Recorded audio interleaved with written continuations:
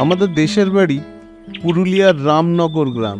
জনসংখ্যা এখানে খুব একটা বেশি বলা যায় না, তা প্রায় 2,5-3 হাজার মতন জনসংখ্যা। আমার বাবা অনেক দিন আগে চাকরি সূত্রে কলকাতায় চলে এসছে।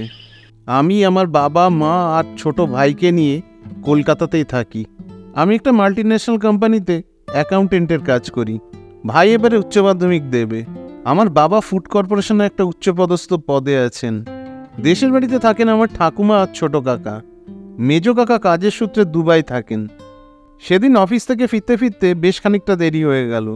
বাড়িতে ঢোকার সাথে সাথেই ভাই বলল, জানিস দাদা, ঠাকুমা ফোন করেছিল, ছোটকার বুকের ব্যথাটা আবার বেড়েছে।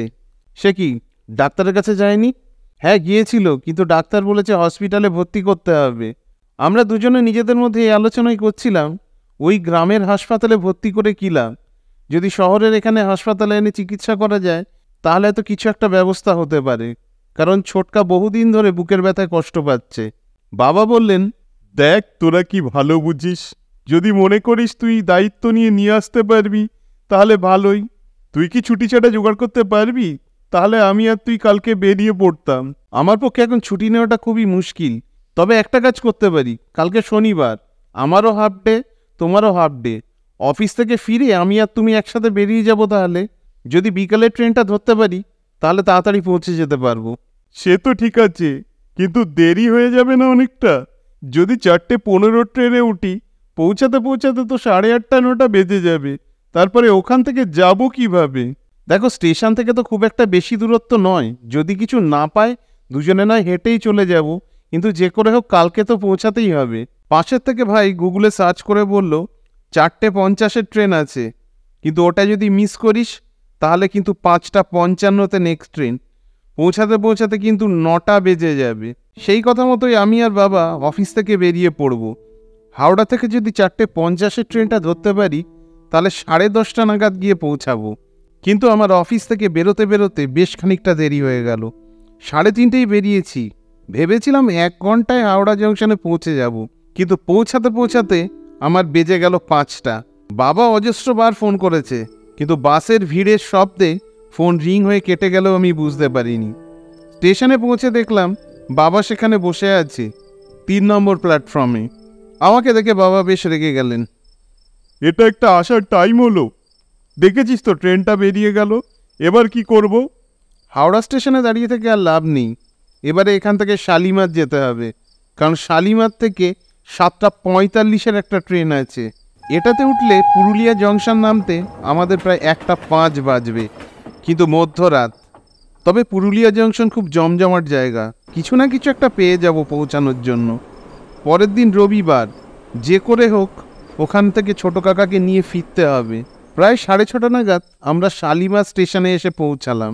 বেশ ঠান্ডা পড়ে গেছে, স্টেশনে লোকজন খুব একটা নেই। স্টেশন চত্বরে দোকানপাটও যা দু একটা আছে তা প্রায় বন্ধ। স্টেশনের একটা বেঞ্চে আমি আর বাবা বসে ট্রেনের অপেক্ষা করছি, আর বাবা মাঝে মধ্যে গজরাতে গজরাতে আমাকে বলছে, দেখ কতটা টাইম নষ্ট হচ্ছে তোর জন্য, ঠিক টাইমে অফিস থেকে বেরোতে পারলি না। আমি আর কোনো কথার উত্তর দিলাম না, কারণ কথা বাড়িয়ে লাভ নেই। বসে থাকতে থাকতে টয়লেট পেয়ে গেছে। অবশ্য টয়লেট অনেকক্ষণ আগেই পেয়েছিল, অফিস থেকে বেরোনোর আগে। তাড়াহুড়োয় আর টয়লেটে যাওয়া হয়নি। এবার আর না গেলেই নয়। ট্রেনে উঠে টয়লেট করা যায়, কিন্তু ট্রেনের ঝাঁকুনিতে টয়লেট করা অসম্ভব। আমি বাবাকে বললাম, তুমি একটু বসো, আমি টয়লেট করে আসছি। আবার কোথায় টয়লেট করতে যাচ্ছিস? এবার ট্রেন ছেড়ে দেবে। তুমি এত চিন্তা কেন করছো? এই তো সামনেই টয়লেট, আমি এক্ষুনি চলে আসব। টয়লেট করে বেরিয়ে হাত ধুচ্ছি, হঠাৎ লক্ষ্য করলাম আমার পাশেই কিছুটা দূরে একটা মহিলা বসে ফুঁপিয়ে ফুঁপিয়ে কেঁদে যাচ্ছে, যেন তার খুব কষ্ট হচ্ছে। মহিলা বললে অবশ্য ভুল হবে, একটা অল্প বয়সী মেয়ে। প্রথমে আমি ব্যাপারটাকে খুব একটা গুরুত্ব দিইনি, কিন্তু যখন কান্নার বেগ ধীরে ধীরে বাড়তে শুরু করলো তখন ভাবলাম কিছু হয়তো সমস্যায় পড়েছে মেয়েটা, সাহায্য করা উচিত। আমি কাছে এগিয়ে গিয়ে বললাম, কি হয়েছে আপনার? আপনি এরকম কাঁদছেন কেন? আমার কথার কোনো উত্তর পেলাম না, যেন সে আমার কথা শুনতেই পেল না। সে আপন মনে কাঁদতে থাকলো। আমি আবার তাকে জিজ্ঞাসা করলাম, কি হয়েছে, কিছু সমস্যা? আপনি বলতে পারেন যদি কোনো অসুবিধা হয়ে থাকে। এবার মেয়েটি আমার দিকে মুখ তুলে তাকালো, তাকিয়ে শুধু আমার দিকে একটা কথাই বলল, খাবার চাই, খাবার, খাবার দে। এই কথা বলেই মেয়েটা আমার দিকে হাত বাড়িয়ে দিল। আমি কিছুক্ষণের জন্য যেন হতভম্ব হয়ে গিয়েছিলাম, কি করব বুঝে উঠতে পারছিলাম না। মেয়েটা আবার একটা বিকৃত স্বরে একই কথা বলল। খাবার দে, খাবার। সঙ্গে সঙ্গে দূরের থেকে বাবার গলার আওয়াজ শুনতে পেলাম। এ বাবু, তুই কোথায় গেলি? তাড়াতাড়ি আয়, ট্রেন ঢুকছে। হ্যাঁ, প্ল্যাটফর্মে ট্রেন ঢুকছে তার শব্দ আমি পাচ্ছি, কিন্তু মুহূর্তের মধ্যে চোখের পলক ফেলার আগেই মেয়েটা আমার সামনে থেকে আবার অদৃশ্য হয়ে গেল। বাবা পেছন থেকে এসে আমার গায়ে ধাক্কা দেওয়ায় আমার অনুভূতি ফিরল। আমি একটা যেন আলাদা জগতে চলে গিয়েছিলাম। কিরে, এখানে দাঁড়িয়ে কি করছিস? ওদিকে ট্রেন প্ল্যাটফর্মে ঢুকে গেছে, তাড়াতাড়ি চল। হ্যাঁ চলো। ট্রেন ছেড়ে দিল তার নির্দিষ্ট সময়। আমি আর বাবা মুখোমুখি দুটো সিটে বসে পড়লাম। আমার সিটটা জানলার ধারেই ছিল। বাইরেটা পুরো অন্ধকার, যাও বা কিছু দেখা যেত কুয়াশার চাদরে ঢাকা। শুধু কিছু কিছু আলোকশিখা সেখানে দেখা যাচ্ছে। রাস্তার ধারে ল্যাম্পপোস্টের আলোগুলো শুধু বোঝা যাচ্ছে। এই ট্রেনটা আবার সব জায়গায় দাঁড়ায় না, স্টেশনগুলোর দূরত্ব অনেক বেশি। একমাত্র জংশন ছাড়া অন্য কোনো জায়গায় ট্রেনগুলো থামতে চায় না। ট্রেনে যে খুব বেশি লোকজন আছে তাও নয়, কামরাটা মোটামুটি ফাঁকাই। হয়তো পরে প্যাসেঞ্জাররা উঠবে, কারণ এই ট্রেনটা হচ্ছে গোরক্ষপুর উইকলি এক্সপ্রেস। এই ট্রেন অনেক দূর যায়। আমরা অবশ্য পুরুলিয়ায় যাব। দেখলাম সামনের সিটে বাবা আস্তে আস্তে বসে প্রায় ঘুমিয়ে পড়েছে।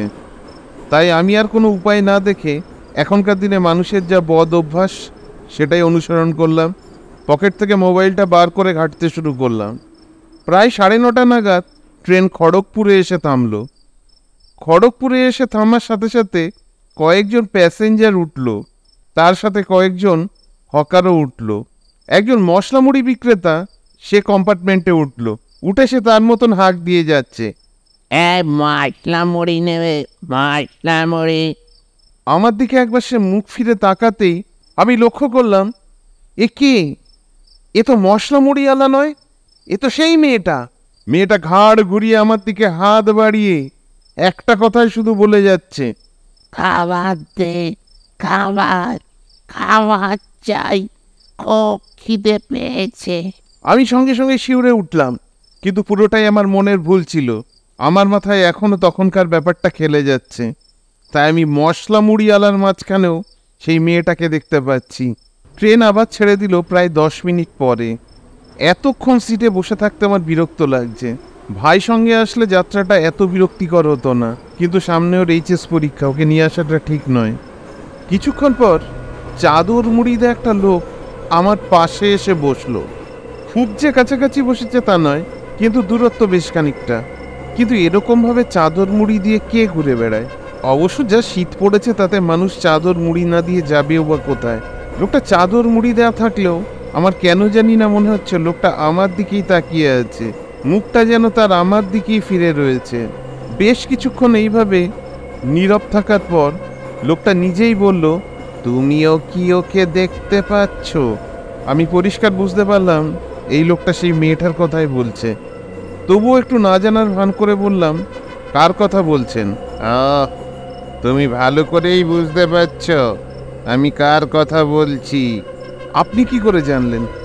কারণ আমিও আগে ওকে দেখতে পেতাম। ওকে কেন আমাকে বারবার দেখা দিচ্ছে এরকম? সেটা আমি জানি না, কিন্তু ও যাকে দেখা দেয় তার কাছে খাবার চায়, আর খাবার না দিলে ও তাকে শেষ করে দেয়। এর পরের বার যখন ওর সাথে তোমার দেখা হবে তুমি ওকে খাবার দিয়ে দিও। কিন্তু ওর সাথে কোথায় দেখা হবে আবার আমার? আর আমি ওকে খাবার দিতে যাবই বা কেন? ও তোমার সাথে ঠিক দেখা করে নেবে, আর যদি আর না আসে তাহলে বুঝতে হবে আরো ভয়ঙ্কর কিছু তোমার জন্য অপেক্ষা করে আছে। লোকটা এই কথা বলে উঠে চলে যাচ্ছিল। আমি তাকে বাধা দিয়ে বললাম, আচ্ছা আপনি কে? আপনি এত কিছু জানেন কি করে? তুমি একটু আগে বলেছিলে না, না দিলে কি হবে? না দিলে ও তাকে শেষ করে দেয়, ঠিক আমার মতন। এ কথা বলার সাথে সাথেই লোকটা হাওয়ায় মিলিয়ে গেল। তার মানে এই লোকটাও একটা অশরীরী। হচ্ছেটা কি আমার সাথে? যত রাজ্যের অশরীরী সব আমার কাছে এসে জুটছে। ভয়ে আমার হাত পা ঠান্ডা হয়ে গেল, সারা শরীর আড়ষ্ট হয়ে যাচ্ছে, যেন জিভ শুকিয়ে গেছে। সামনের সিটে বাবা বসে আছে, তাকে ডাকতে পাচ্ছি না, আমি হাত পা পর্যন্ত নাড়াতে পারছি না। আমার সারা শরীর যেন আড়ষ্ট হয়ে এসেছে। এরই মধ্যে দেখলাম বাবা হঠাৎ করে ঘুম থেকে জেগে উঠল। কিরে, কত দূর এসছি আমরা? এবার আমি একটুখানি স্বস্তি পেলাম। খড়গপুর পেরিয়ে গেছি। ও, তার মানে এখনো ঘন্টা তিনেক বাকি আছে। আমার হাতে জলের বোতলটা বাবা ধরিয়ে দিয়ে বলল, পরের স্টেশনে নামলে একটু জল ভরে আনিস। আর হ্যাঁ, ট্রেনে এই সমস্ত হকারগুলো উঠলে এদের কাছ থেকে কিছু কিনে খাবি না। স্টেশনগুলোর মধ্যে দূরত্ব বেশ খানিকটা। বেশ কিছুক্ষণ এইভাবে কেটে গেল। প্রায় 11টা নাগাদ ট্রেন একটা জায়গায় এসে থামলো। এটা একটা স্টেশনই মনে হচ্ছে। আমি জলের বোতলটা হাতে নিয়ে জল ভরবার জন্য নিচে নামলাম, কিন্তু স্টেশনে পা দেওয়ার সাথে সাথেই আমার সাথে একটা অদ্ভুত ঘটনা ঘটা শুরু হলো। হঠাৎ করে কালো ধোঁয়া এসে চারিদিক ঘিরে ফেললো। সামনের জিনিসও স্পষ্ট কিছু বুঝতে পারছি না, কিন্তু একটা জিনিস স্পষ্ট বুঝতে পারলাম, সামনে একটা নারী মূর্তি দাঁড়িয়ে আছে। সেই নারী মূর্তিটা আস্তে আস্তে আমার দিকে এগিয়ে আসছে। এটা বলার অপেক্ষা রাখে না, এই হচ্ছে সেই নারী মূর্তি যাকে আমি স্টেশনে ওঠার সময় দেখেছিলাম, ট্রেনের মধ্যেও আমি দেখেছিলাম। সেই নারী মূর্তি আমার দিকে আস্তে আস্তে এগিয়ে আসছে। কি বিকৃত তার শরীর, সারা শরীরে যেন কোনো জায়গায় মাংস নেই। চোখটা টকটকে লাল, চোখের থেকে যেন আগুনের শিখা বেরিয়ে আসছে। আর এবার সে শুধু একা নয়, তার সাথে আরও বেশ কয়েকজন দাঁড়িয়ে আছে। তাদের কারোর হাত নেই, পা নেই, একজনের তো মাথাও নেই। তবুও সেই অবস্থায় তারা আমার দিকে এগিয়ে আসছে।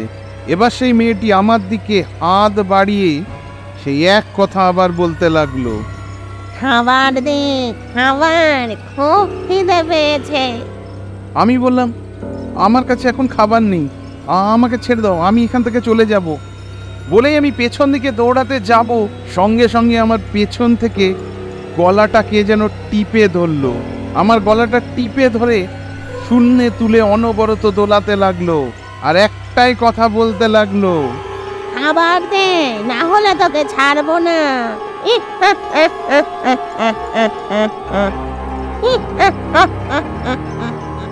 আমার মাথায় তখন কিছু আসছিল না। পকেটে একটা কেকের প্যাকেট ছিল, হাওড়া স্টেশনে পৌঁছানোর সময় আমি একটা দোকান থেকে কিনেছিলাম। সেই প্যাকেটটা পকেট থেকে বার করে আমি তার দিকে ধরলাম। সঙ্গে সঙ্গে আমার হাতের থেকে সেই প্যাকেটটা নিয়ে ছিঁড়ে খেতে শুরু করলো, আর সঙ্গে সঙ্গে চারিদিকের সেই কালো মিশমিশে ধোঁয়া পরিষ্কার হয়ে গেল। আমি দেখতে পেলাম সামনে ট্রেনটা দাঁড়িয়ে আছে। আমি ছুটে গিয়ে ট্রেনে উঠলাম, আর সঙ্গে সঙ্গে ট্রেনটা ছেড়ে দিল। এবার ট্রেনটা ছেড়ে দেওয়ার সাথে সাথে দেখছি সেই মেয়েটাও ট্রেনের সাথে উঠছে।